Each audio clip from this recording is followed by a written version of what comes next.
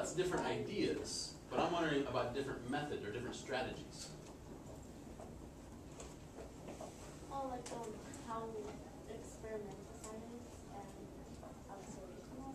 Okay, but now give me an example from real science. You mean real science? Like a real scientist or real scientists Oh, who work different ways. Albert Einstein. What's different about him?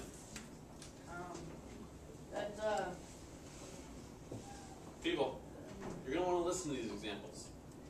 Like examples kind of help you put things together. Go ahead, Janet.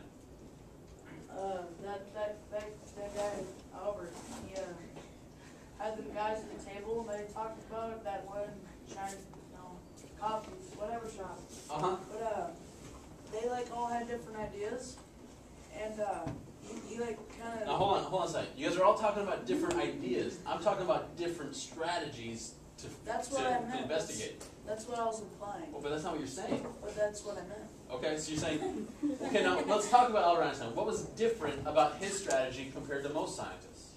He imagined. What did he imagine? The Milky Way. No. He was when he was on the laser beam. Well, he was on a beam of light. Yeah. Okay? He imagined riding on a beam of light. People, we don't usually think about scientists just thinking about problems. We imagine scientists like dropping things and measuring them and testing the time and things like that. Albert Einstein just imagined riding on a beam of light and then tried to figure things out. Wow. Let's go on to no supernatural. So I want to make sure we get through it. We can come back to this if we need to. So if you have questions, write them down so we can get back to them. Okay. Why would we say, or why do we not use the supernatural in science?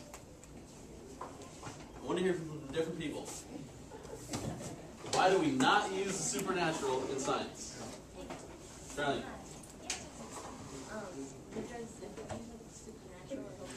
Hold on, Charlie. I want to make sure everybody listens to you. Go ahead.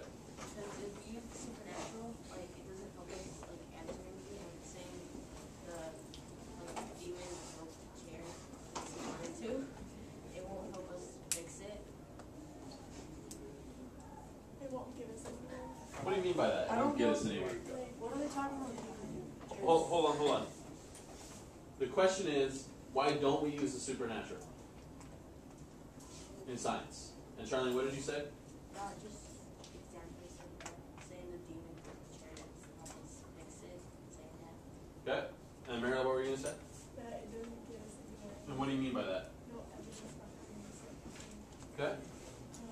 Why else do we not use the supernatural in science? Doesn't make sense. What do you mean? Like Meryl said, there's just no evidence. Okay. So, by logical terms, like scientists use, this wouldn't make sense to apply. Emily? I don't think they're really tired because like if you were really in the culture, you'd be like, yeah, he's powerful and stuff, so like he can do it. Okay. Alex? Maybe like, why some people believe in it, but like others don't, because they don't. What was it? I'm wondering why we don't use the supernatural in science. Okay. Now, people, think back to Galileo. When you read the story about Galileo. Galileo's got a telescope looking at the moon. Okay. What did the story say about Galileo and religion? That he believed in. But he didn't use it for science. Okay. And actually, one of Galileo's daughters was a nun. Well, I know that. And so clearly, Galileo believed in the supernatural. But he didn't use the supernatural when he was trying to understand what the moon looked like. Another example is Isaac Newton. What do you know about Isaac Newton in religion? He didn't believe. He wrote books. He wrote books about what? Religion. How many books about religion? A lot. He wrote more about religion than he did about science. Did he ever use God to explain nature? No. He did not. I know. You read his book? Well, I haven't read them all. Neat science. But he did say things like he thought by studying nature he could learn more about God. And so he was kind of a person who was very much, Religion. he was very religious, but yet when he was trying to explain why this falls, he didn't say God does it. He actually came up with the idea that there's an invisible force that pulls the marker towards the earth. Is that true? Well, that's called gravity. Well, we're not going to talk about that now. That's a question for later.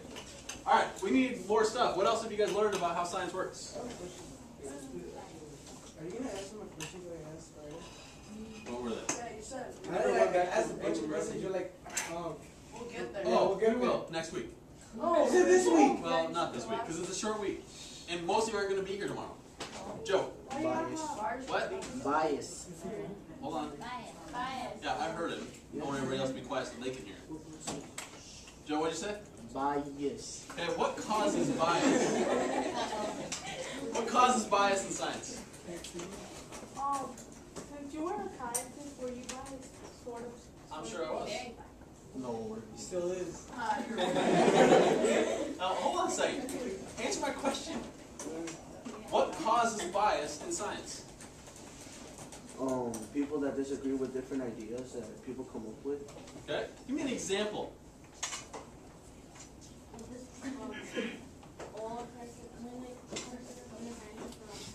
Okay, now hold on. You can't just say some person. Give me a real example. You? Me.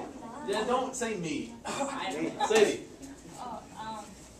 Like when someone's like been working on an idea. Don't say someone. Give me a real example of science being biased. Can we say you? Nope, you can't say me. It's Olsen. It's Joseph. That's a scientist. Joseph. No, but she's biased. Joseph. I agree on nothing. Joseph is a scientist. Hey. Bianca. When like Albert Einstein was a scientist, and then like those like. Yeah, but you're just saying Albert Einstein and then saying what they're saying. No, I'm not. Okay, go ahead. And then like, you know how the people that like his group members, they were like trying to make his thing better. So like technically they're selfish because they're like stealing his idea and trying to make it better. Maybe. I don't know if that's true. What's an example of scientists being biased? And I want real scientists. Here. Oh, when that one dude, I don't know his name, but that one dude that went to that one big rock, that one, the Niagara Falls.